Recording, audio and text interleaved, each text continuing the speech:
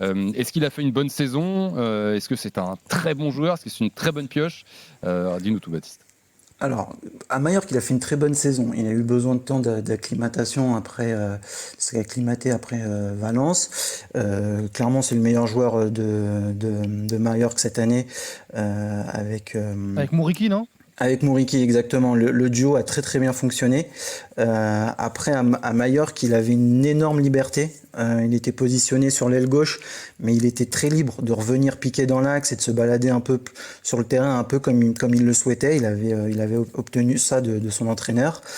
Est-ce qu'il est PSG compatible? Je dirais que tout bon joueur peut être PSG compatible, notamment en plus avec Luis Enrique, ça pourrait être tout à fait compatible. Après, c'est de voir comment le PSG va l'accompagner. C'est un joueur qui a 22 ans, qui à peine fini d'être formé, qui a juste une vraie saison, on va dire, au niveau professionnel, avec en étant le joueur clé de son équipe.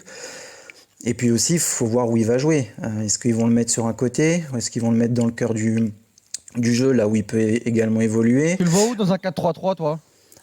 Bah, moi, je suis C'est la plutôt question que d'avis je de me le pose, mettre moi. au milieu, en fait. Au milieu, ouais. Milieu relayeur. Milieu relayeur. En plus, il a une grosse capacité de conservation de balles, de passe. Il arrive à trouver ses attaquants assez facilement. Et quand on voit le PSG, sur les côtés, on a plutôt l'intention d'avoir quelqu'un qui va être rapide et qui va faire les différences à ce niveau-là. La vitesse, c'est pas son point fort. Il est très bon en dribble, Il a une mais bonne il est vision pas du non jeu plus. aussi.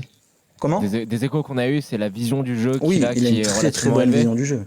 Ouais. Effectivement. Donc en meneur de jeu, c'est une très bonne pioche. Là, quand il évoluait avec Valence, il était dans un rôle de soutien du neuf ou au milieu de terrain en meneur de jeu. Et c'est vraiment à Majorque où ils l'ont décalé sur un côté. Sur un côté, ouais. Avec la Corée aussi, il joue sur un côté. Moi, je l'ai vu jouer contre l'Uruguay. C'était cette année. D'ailleurs, il y avait aussi Ugarte qui avait fait un très petit match face à la Corée. J'avais pas été impressionné par ce que j'avais vu sur ce match-là. Il a 14 sélections. Il jouait, Je crois qu'il avait fait une belle Coupe du Monde, moi. il jouait vraiment ailier gauche, quoi. Oui, bah en fait, en Corée du Sud, il a été très peu sélectionné. Ah, on Ouais. est en train de reperdre Baptiste. Sur le sélectionné, on l'a sauté. Sur le sélectionné. Non, mais Mais ça c'est téléguidé. Hein. ouais. C'est depuis là-bas, Ouais. sur la sélection. Dès que tu touches à la sélection sud-coréenne, ça. Pour approfondir sur ce qu'il disait, ce qui est intéressant sur les deux premières grosses prises de parole de Baptiste, c'est que déjà, sur le facteur pression, on avait des gros doutes. Il nous rassure quand même sur le fait que en fait, le gamin, depuis petit, c'est une star de télécrochet quoi, dans son pays, et qu'il a été suivi. Surtout quand tu connais l'impact des télécrochets et des émissions de télé dans la culture coréenne. Exactement. Donc ça, faut quand même être solide pour réussir à faire juste un début de carrière, Valence, Majorque, et passer professionnel. Je trouve ça quand même fascinant. Ça, c'est la première des choses. Je ne le savais pas.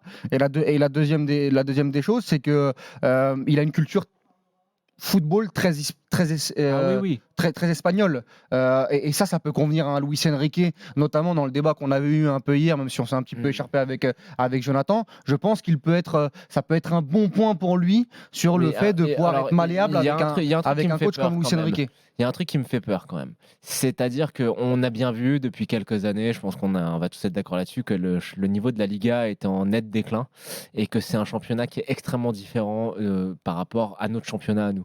Et quand je vois le niveau physique qu'a Kang In-lee, moi je pense qu'il va falloir être un petit peu patient. Il va falloir aussi s'adapter, parce que certes c'est un joueur qui a une technique, du peu que j'en ai vu, hein, une technique superlative, une très bonne vision du jeu, mais physiquement ça pêche encore un petit peu. Après, Kang In-lee, c'est pas le premier qu'on va attendre sur les. Non, évidemment. Au Paris Saint-Germain. En fait, hier on a tout résumé. Si on nous avait dit Kang In-lee est une recrue pour Lille ou Marseille, on aurait dit c'est fabuleux. Pour Paris Saint-Germain, on a forcément dans la rotation, faudra voir. On a retrouvé Baptiste à nouveau du compte Twitter KLigFR et au téléphone, je crois, cette fois, Baptiste, pour assurer le coup, ça passera mieux.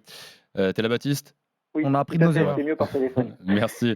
Non, encore 2-3 questions pour toi. Justement, est-ce que tu as été surpris, toi, que le Paris Saint-Germain soit sur lui, mais même le signe, et est-ce que tu vois aussi peut-être un filon commercial là, sur le Paris Saint-Germain trouvé avec lui, parce que c'est toujours une immense star aujourd'hui. On nous parlait de ses débuts, mais est-ce qu'aujourd'hui c'est toujours la star en Corée?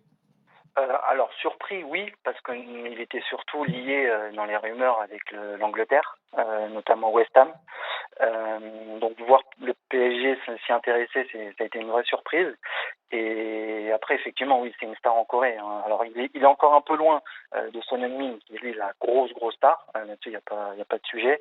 Après, Lee Kang-in, a déjà des publicités. On le voit un peu partout. Donc, oui, c'est une star.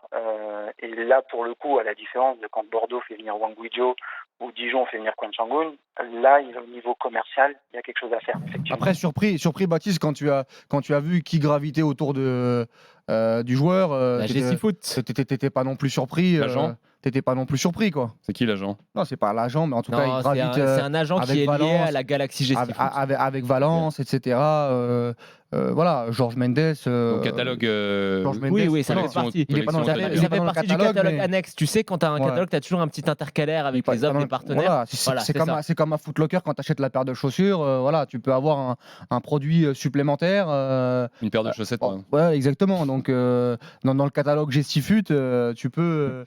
Tu peux avoir des liens. Et on sait très bien que Georges Mendes, à Valence, notamment, le connaissait très très bien. J'ai une dernière question pour toi, Baptiste, que ça a coupé. On en parlait, Walid notamment a repris là-dessus quand on t'a perdu une fois, là, sur son mental et le Paris Saint-Germain, le club qu'on connaît. Pression, ouais. La pression, le nombre de joueurs qui se sont perdus en arrivant à Paris et combien ces dernières années. Est-ce qu'il a le mental, lui, pour être assez fort et réussir à Paris? Je pense, parce qu'il a vraiment un mental de guerrier. Il aime pas perdre. Très clairement, il n'aime pas perdre. Moi, je l'ai vu au tournoi de Toulon en 2018. La Corée s'est fait rouler dessus. Il était un peu seul à la porter. Il sortait du vestiaire en premier, il se mettait dans un coin, il attendait, il boudait. Alors, il avait 18 ans. Et voilà, c'est un gars qui veut gagner et qui a une seule chose en tête, c'est gagner. Il fera tout pour y arriver. Dis-nous un petit peu, éditorialise un peu ta pensée parce que tu nous le présentes, mais toi, t'en penses quoi globalement de ce choix? Est-ce que tu penses que ça peut le faire? Est-ce que tu penses que c'est un choix intéressant pour lui et pour le Paris Saint-Germain dans un rôle de rotation pour l'instant? Mais est-ce que tu penses clairement que ça peut matcher? Alors pour moi, c'est pas forcément un bon choix de sa part. Il a 22 ans, il a très peu joué avec Valence, il commence à avoir beaucoup de temps de jeu avec Majorque, et là il signe avec le PSG pour de base devenir remplaçant. À 22 ans, on a besoin de jouer, on a besoin de progresser et d'avoir du temps de jeu. Tout ce qu'on a dit hier. Voilà, et j'ai pas l'impression que c'est le bon choix pour lui. Et après. Alors, le PSG de Galtier peut-être, mais le PSG de Luis Enrique, ça peut être totalement différent. Ouais, et pour le PSG? Pour le PSG, ça peut être un bon choix pour l'avenir. Après, moi, il y a quelque chose qui me dérange beaucoup et dont très peu de personnes parlent, c'est son service militaire. Il y a de grosses échéances qui arrivent pour lui, parce que c'est très important pour avoir une exemption de service militaire. Est-ce que le PSG sera enclin à le laisser participer à ces compétitions? Je sais pas. C'est avant ses 30 ans, hein, si j'ai bonne mémoire, non? Oui, c'est ça. Oui, pour rester footballeur, il faudrait qu'il le fasse avant 28 ans. Donc il reste 6 ans, et il a les Asian Games et les Jeux Olympiques. Donc il n'y a pas énormément de possibilités qui arrivent. Donc voilà, il faut aussi que le PSG ait ça en tête, et ça peut vraiment jouer ça peut avoir un gros impact sur sa carrière. Après, si le PSG préparait l'avenir, ça se saurait, hein, quand on voit ce qui s'est passé avec les fameux joueurs qui étaient censés arriver pour incarner l'avenir du Paris Saint-Germain. C'est-à-dire quand on voit la gestion des jeunes du Paris Saint-Germain aussi, qui sont tous revendus à la fameux joueurs qui devaient venir. Mais dans les mercatos précédents, juste par exemple l'année dernière, je me rappelle que lors de la présentation de Renato Sanchez, on nous disait c'est un joueur qui peut nous aider maintenant, mais qui va être là pour le PSG dans les années à venir. Ça avait été dit en conférence de presse. Nuno Mendes, Donnarumma, Hakimi, oui, mais pas Renato Sanchez. Renato Sanchez avait été présenté comme ça, Walid. Qui était quand même assez rigolo. Déjà guéri. Après, si Mbappé part, il va falloir le préparer l'avenir à un moment donné avec des joueurs un peu plus jeunes. Hein. Baptiste, merci beaucoup d'avoir été là ce soir, Baptiste. C'est un joueur du calibre d'Haaland qui peut préparer l'avenir.